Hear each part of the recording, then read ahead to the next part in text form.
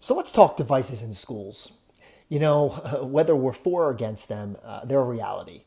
And as we think about success, just because we put a device in the hands of kids, we can't assume learning miracles are going to happen.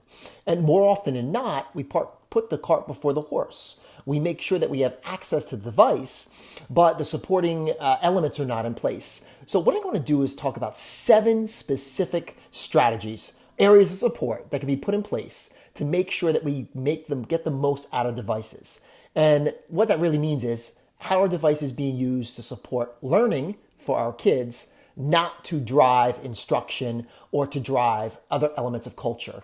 So as we think about these 7 elements, let's look at number 1, infrastructure. You have to have the plumbing in place before you go out and purchase devices or before you go bring your own device.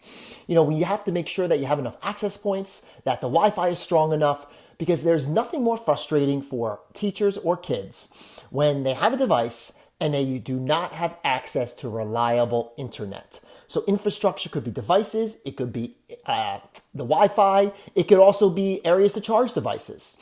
Number 2, a shared vision.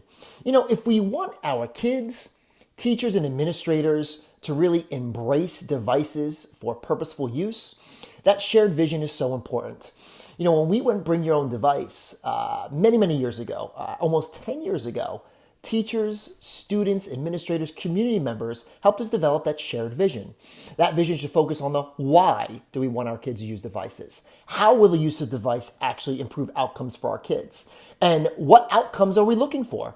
So that aspect of shared vision, it's so, so important to get our kids part of that process because they're the ones ultimately that we need to leverage to make sure that they're keeping their peers in line. Number 3, a strategic plan.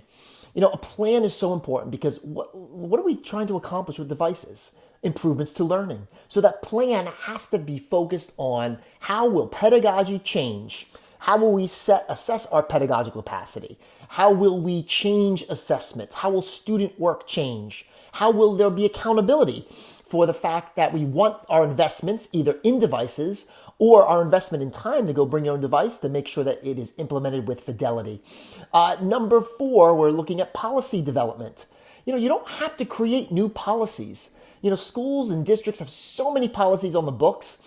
What we did was we just adapted those policies. So, when you think about devices, whether it's one-to-one or bring your own device, adapt your current policies. Yes, you need waivers. Yes, you need acceptable use. Maybe that has to be strengthened, but you don't have to go and create brand new policies. Develop, evolve, adapt the ones you already have.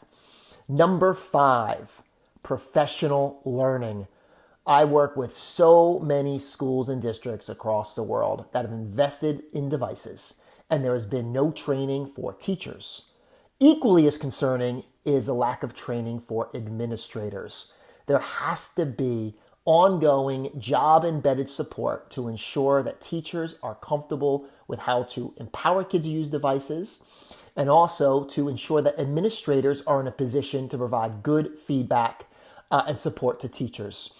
When we went Bring Your Own Device, we made sure we did PD for a year but prior to get it right. But then ongoing, it was, again, after that, ongoing job-embedded to make sure it was successful. Number 6, student programs. Yes, kids can use technology for the most part, but we can't assume that those same kids can use technology to support high-level learning. This is why programs are so important. It comes back to the vision, comes back to the plan.